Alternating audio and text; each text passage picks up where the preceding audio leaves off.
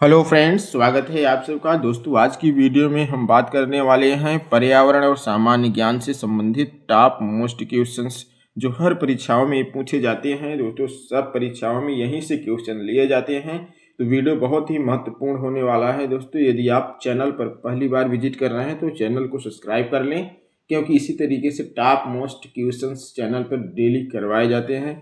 तो चलिए दोस्तों, स्टार्ट करते हैं। पहला क्वेश्चन आपकी स्क्रीन पे है, बहुत ही टॉप क्वेश्चन से। धान का डलिया या धान का कटोरा किसे कहा जाता है? तो धान का कटोरा महाराष्ट्र, गुजरात, छत्तीसगढ़, पंजाब। धान का कटोरा कहा जाता है छत्तीसगढ़ को। दोस्तों, यहाँ option number C is the right answer. C option सही है, धान का कटोरा कहा जाता है छत्तीसगढ़ को।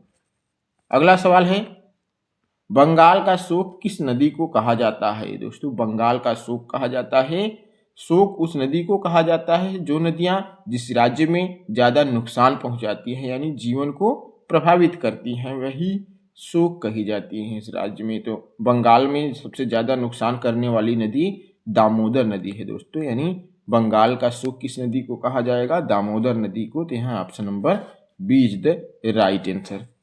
अगले प्रश्न की ओर चलते हैं। कह रहा है, रैलियों का नगर किसे कहा जाता है? दोस्तों, रैलियां सबसे ज्यादा कहाँ होती हैं? लखनऊ, नई दिल्ली, मुंबई, हैदराबाद। आए दिन सबसे ज्यादा धरना प्रदर्शन और रैली ये नई दिल्ली में होती है। दोस्तों, यह option number B is the right answer. रैलियों का नगर नई दिल्ली को कहा जाता है। अगले प्रश्न की ओर चलते हैं। बगीचों का शहर किसे कहा जाता है? दोस्तों, बगीचों का शहर किसे कहा जाता है? मेघालय, देहरादून, पश्चिम बंगाल और कपूरथला। बगीचों का शहर कहा जाएगा कपूरथला को कहा जाता है। दोस्तों, यह option number D is the right answer. अगले प्रश्न की ओर चलते हैं।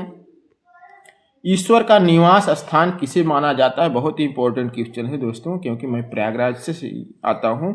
तो ये ईश्वर का निवास स्थान माना जाता है, क्योंकि विश्व का सबसे बड़ा मेला यहीं पे लगता है, प्रयाग। यानी प्रयाग को क्या कहा जाता है? सभी देवताओं का राजा कहा जाता है। सभी देवताओं का राजा, सभी देवताओं का राजा माना जाता है किसे? प्रयागराज को। तो ये ईश्वर का निवास स्थान कहाँ माना जाता है? प्रयागराज में माना जाता है। Option number A is the correct answer. A option आपका सही हो जाएगा। अगले प्रश्न की ओर चलते हैं। पर्वतों की रानी किसे माना जाता है? दोस्तों, पर्वतों की रानी कश्मीर, मसूरी, नेतरहाट और श्रीनगर।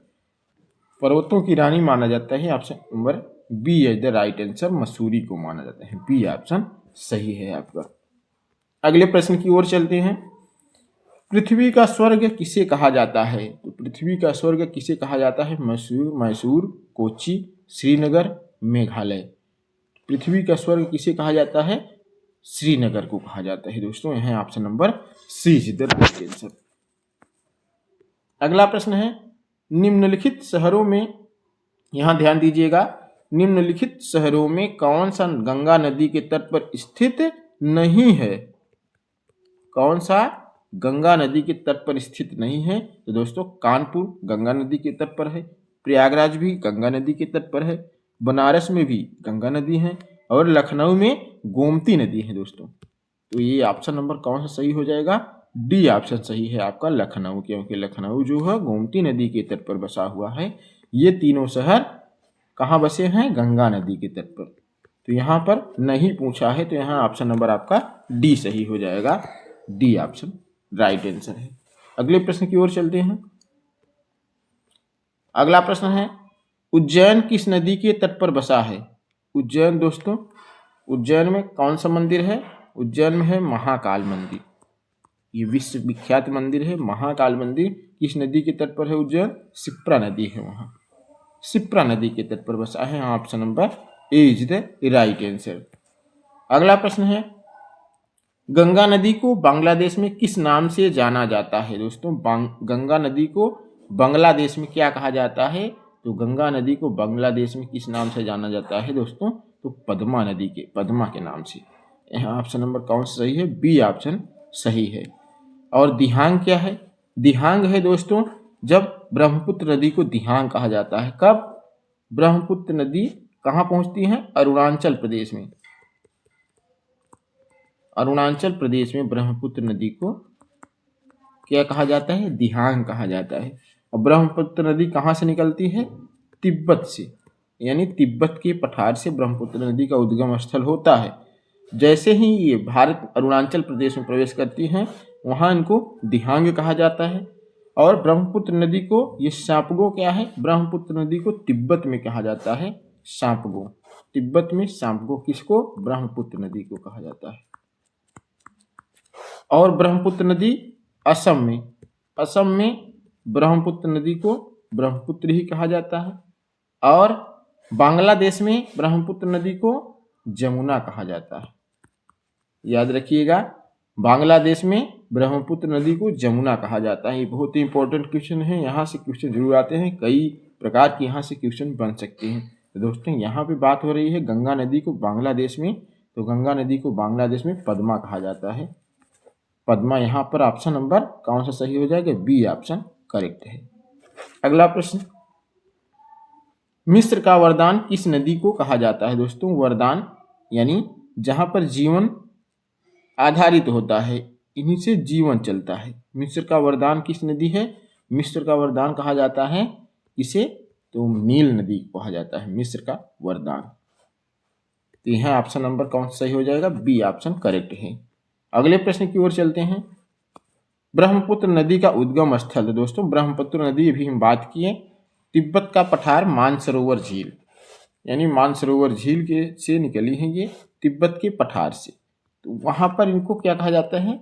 तिब्बत में सांपगो कहा जाता है। तो दोस्तों यहाँ पर ऑप्शन नंबर कौन सा सही हो जाएगा? ए ऑप्शन सही है। ब्रह्मपुत्र नदी का उद्गम स्थल तिब्बत का पठार है।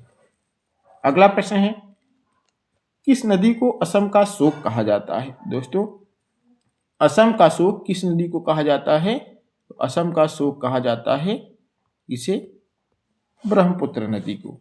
ये नदी असम में ज़्यादा नुकसान, जीवन को ज़्यादा नुकसान देती है, इसलिए ब्रह्मपुत्र नदी को असम का शोक कहा जाता है। तो यहाँ कौन सा ऑप्शन सही हो जाए? Option number A is the right answer, Brahmaputra नदी। असम का शोक ब्रह्मपुत्र नदी को कहा जाता है। अगला प्रश्न है, विश्व की सबसे बड़ी नदी। दोस्तों यहाँ ध्यान देना है, विश्व की सबसे बड़ी नदी पूछ रहा है, तो विश्व की सबसे बड़ी नदी अमेजन नदी है। और नील नदी, गंगा नदी और यमुना नदी। गंगा नदी भारत की सबसे बड़ी नदी है। कहाँ की है? भारत की सबसे बड़ी नदी गंगा नदी। और गंगा नदी की सबसे बड़ी सहायक नदी यमुना नदी है, यानी गंगा की सबसे बड़ी सहायक नदी यमुना है। और विश्व में सबसे बड़ी नदी अमेजन नदी, ये ध्यान दीजिएगा, बड़ी नदी अमेजन नदी। और ये नील नदी क्या है? विश्व की सबसे लंबी नदी है। विश्व की सबसे लंबी नदी नील नदी, बड़ी नदी विश्व की सबसे अमेजन नदी, और गंगा नदी भारत की सबसे लंबी नदी गंगा नदी, और यमुना नदी गंगा की सहायक सबसे बड़ी सहायक नदी यमुना नदी है। तो यहाँ चारों ऑप्शन एकदम राइट है। कई क्वेश्चन यहाँ बन सकते हैं, इसको ध्यान से देखिएगा आप लोग। विश्व की सबसे बड़ी नदी हो जाएगा अमेजन नदी। यहाँ पर ऑप्शन नंबर कौन सही है? ए ऑप्शन यहाँ पर सही है। अगला प्रश्न है, छत्रपति शिवाजी अंतरराष्ट्रीय हवाई अड्डा कहाँ है? दोस्तों तो छत्रपति शिवाजी अंतरराष्ट्रीय हवाई अड्डा कहाँ पर बना हुआ है? तो ये बना हुआ है मुंबई में। दोस्तों यहाँ पर कौन सा ऑप्शन सही हो जाएगा? Option number A, Chhatrapati Shivaji अंतरराष्ट्रीय हवाई अड्डा मुंबई में है। Option number A is the right answer. अगला प्रश्न है, चंद्रप्रभा अभ्यारण्य किस प्रदेश में स्थित है? दोस्तों चंद्रप्रभा कहाँ स्थित है? चंद्रप्रभा स्थित है आपका उत्तर प्रदेश में। यह है option number A is the right answer. अगला प्रश्न है, सरिस्का राष्ट्रीय उद्यान कहाँ है? दोस्तों सरिस्का राष्ट्रीय उद्यान है राजस्थान में। यहाँ option number A is the right answer हो जाएगा। अगला प्रश्न है, चांगपा जनजाति के द्वारा बनाए गए घर को क्या कहा जाता है? दोस्तों जो चांगपा जनजातियां होती हैं, यानी चांगपा जनजातियों के द्वारा बनाए गए घर को क्या कहा जाता है? क्या कहा जाता है? तो कहा जाता है लेखा, रेबो, लेखा, हाउसबोट, साम्पान। इन्हें क्या कहा जाएगा? ध्यान से बताइए, देखिएगा आप। तो ये जो घर बनाती हैं चांगपा जनजाति कहाँ पाई जाती हैं? चांगपा जनजातियां पाई जाती हैं जम्मू कश्मीर में। कहाँ पाई जाती हैं? जम्मू कश्मीर में ये जनजातियाँ पाई जाती हैं। और ये जो घर बनाते हैं उन्हें क्या कहा जाता है? रेबो कहा जाता है। यानी चांगपा जनजातियों के द्वारा बनाए गए घर को रेबो कहा जाता है। यह क्वेश्चन बहुत ही मोस्ट इम्पोर्टेंट बोल सकते हैं आप। ये हर परीक्षाओं में यहाँ से क्वेश्चन पूछता है। चांगपा जनजातियाँ जो घर बनाती हैं उन्हें रेबो कहा जाता है। और एक चीज़ यहाँ ध्यान देना है, ये लेखा दोस्तों होती है। ये जो चांगपा जनजातियाँ होती हैं ये क्या करती हैं? बकरियों के लिए घर बनाती हैं। ये लोग बकरी पालते हैं। कौन सी बकरी पालते हैं? पश्मीना बकरी। तो पश्मीना बकरी पालते हैं, तो उन्हीं पश्मीना बकरियों के लिए जो घर बनाते हैं उन्हें लेखा कहा जाता है। और जो खुद की घर बनाते हैं उन्हें रेबो कहा जाता है। और हाउस बोट क्या है? हाउस बोट है केरल और जम्मू कश्मीर में, ये नाव में घर बनाए जाते हैं। ध्यान दीजिएगा, यहाँ पे हाउस बोट होता है नाव में बने घर को, नाव में बने घर, उन्हें हाउस बोट कहा जाता है। और इन्हीं हाउस बोट को कहाँ कहा जाएगा? चीन में सामपान कहा जाता है दोस्तों।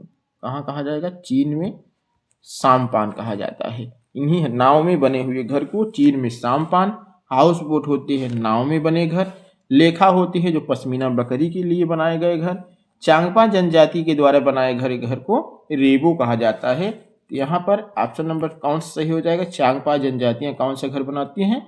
रेबो नामक घर बनाती हैं। यहाँ option number A is the right answer. अगला प्रश्न है, गारो खासी जयंतियाँ, ये जो जनजातियाँ होती हैं किस राज्य में पाई जाती हैं? तो गारो खासी जयंतियाँ ये आपका असम, मेघालय, ए और बी दोनों झारखंड। कहाँ पाई जाएंगी? तो गारो खासी जयंतियाँ जनजातियाँ असम और मेघालय दोनों राज्य में पाई जाती हैं। यहाँ ऑप्शन नंबर सी करेक्ट हो जाएगा, दोनों राज्य में। अगले प्रश्न की ओर चलते हैं। अगला प्रश्न क्या कह रहा है? और दोस्तों एक चीज ध्यान रखिए, झारखंड में कौन सी जनजाति पाई जाती है? तो झारखंड में संथाल पाई जाती है। कौन सी जनजातियां? संथाल जनजाति पाई जाती है। अगला प्रश्न है, ददरी की मेला किस राज्य में प्रसिद्ध है? ददरी का मेला दोस्तों उत्तर प्रदेश, उत्तराखंड, बिहार और मध्य प्रदेश। ददरी का मेला कहाँ है? उत्तर प्रदेश में। यहाँ ऑप्शन नंबर कौन सा सही हो जाएगा? ए ऑप्शन सही है।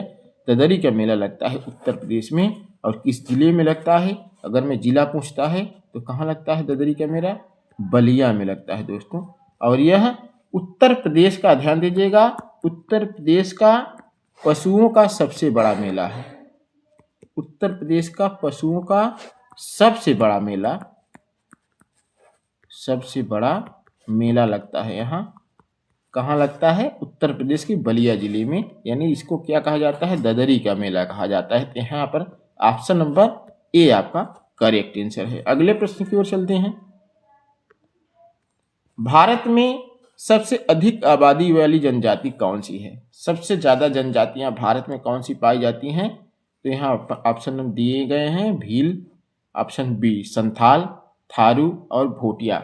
यहाँ ध्यान देना है दोस्तों, भारत में सबसे अधिक आबादी पूछ रहा है, तो भारत में सबसे अधिक आबादी किसकी होती है? भील की है दोस्तों।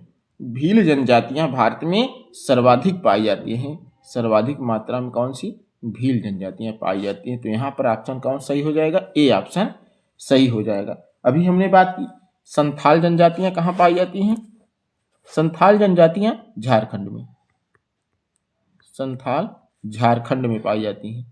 और थारू जनजाति कहाँ पाई जाती है? दोस्तों थारू जनजाति पाई जाती है उत्तराखंड में। कहाँ? उत्तराखंड में थारू जनजातियां यहाँ पाई जाती हैं। और भोटिया जनजाति, ध्यान दीजिएगा, ये भोटिया जनजाति है, ये भी कहाँ पाई जाती है? उत्तराखंड में। और एक चीज, भोटिया, ये बहुत इंपॉर्टेंट, ध्यान देने वाली बात है, भोटिया और भूटिया ये दो जनजातियां होती हैं। ये जो आपकी भूटिया जनजाति होती है ये कहाँ पाई जाती है? सिक्किम में पाई जाती है। ध्यान दीजिएगा, यहाँ सिक्किम में पाई जाती है भूटिया जनजाति, सिक्किम में, और भोटिया जनजाति उत्तराखंड में। यही बहुत डिफरेंस है, थोड़ा सा डिफरेंस है, यहाँ ध्यान दीजिएगा। बहुत बच्चे यहाँ गलत कर देते हैं। भूटिया और भोटिया में डिफरेंस है। भूटिया जनजाति सिक्किम में और भोटिया उत्तराखंड में पाई जाती है। थारू भी उत्तराखंड, संथाल झारखंड में। भील ये सर्वाधिक, भारत में सर्वाधिक मात्रा में ये भील जनजातियां पाई जाती हैं। तो यहाँ ऑप्शन नंबर कौन सा सही हो जाएगा? ए ऑप्शन यहाँ करेक्ट आंसर है। चलिए दोस्तों, जनजातियां होती हैं, जो जनजातियां होती हैं क्या है? जंगल अधिकार अधिनियम से संबंधित है। तो जंगल अधिकार अधिनियम थोड़ा सा हम देख लेते हैं। जंगल अधिकार अधिनियम, जंगल अधिकार अधिनियम कब बना दोस्तों? तो जंगल अधिकार अधिनियम बना सन 2007 में। जंगल अधिकार अधिनियम कब बना? 2007 में।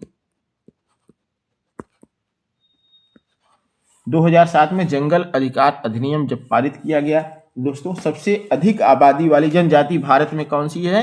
तो भील पाई गई। कौन सी जनजाति? भील सर्वाधिक मात्रा में भारत में पाई जाती है। और भारत के किस राज्य में सबसे ज्यादा जनजातियां हैं?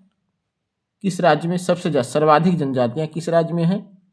सर्वाधिक जनजाति किस राज्य में है? तो आपका कहाँ है? मध्य प्रदेश में सर्वाधिक जनजातियां पाई जाती हैं। ध्यान दीजिएगा, सबसे ज्यादा जनजाति कहाँ पाई जाती हैं? मध्य प्रदेश में पाई जाती हैं। और दोस्तों, भारत के किस राज्य में सबसे ज्यादा जनजाति है? मध्य प्रदेश में है। उत्तर प्रदेश में सर्वाधिक जनजातियां किस जिले में हैं? तो उत्तर प्रदेश की बात करें, उत्तर प्रदेश में सर्वाधिक जनजाति कहाँ है? उत्तर प्रदेश में सबसे ज्यादा जनजातियां किस जिले में हैं? सोनभद्र में है दोस्तों। सोनभद्र में सर्वाधिक जनजाति उत्तर प्रदेश में है। और भारत की बात करें तो मध्य प्रदेश में सर्वाधिक जनजातियां पाई जाती हैं। दोस्तों, यहाँ पर और पूछना है, थारू जनजाति उत्तर प्रदेश में और गोरखपुर, कौन सी जनजाति? थारू जनजातियां उत्तर प्रदेश में पाई जाती हैं। और किस जिले में पाई जाती हैं? ये पाई जाती हैं गोरखपुर में पाई जाती हैं। और ये जो जनजातियां होती हैं थारू जनजातियां, ये दीपावली को शोक दिवस के रूप में मनाते हैं। और दोस्तों, गोंड जनजाति कहाँ पाई जाती है? तो गोंड जनजाति कहाँ पाई जाती है? तो गोंड पाई जाती है मध्य प्रदेश में। मध्य प्रदेश और छत्तीसगढ़ में ये गोंड जनजातियां पाई जाती हैं। संथाल बात की हम, संथाल कहाँ पाई जाती है? ये पाई जाती हैं झारखंड में। ये बहुत इंपॉर्टेंट है दोस्तों, जनजातियों से 1-2 प्रश्न जरूर आते हैं। और चांगपा जनजाति कहाँ पाई जाती है? चांगपा जनजाति कहाँ पाई जाती है? जम्मू कश्मीर में। चांगपा जम्मू कश्मीर में पाई जाती है। तो दोस्तों, उम्मीद करता हूँ वीडियो अच्छा लगा हो आपको। वीडियो अच्छा लगा हो तो एक लाइक जरूर करिएगा और चैनल को सब्सक्राइब जरूर कर लीजिएगा, ताकि इसी प्रकार से टॉप वीडियो आप तक आसानी से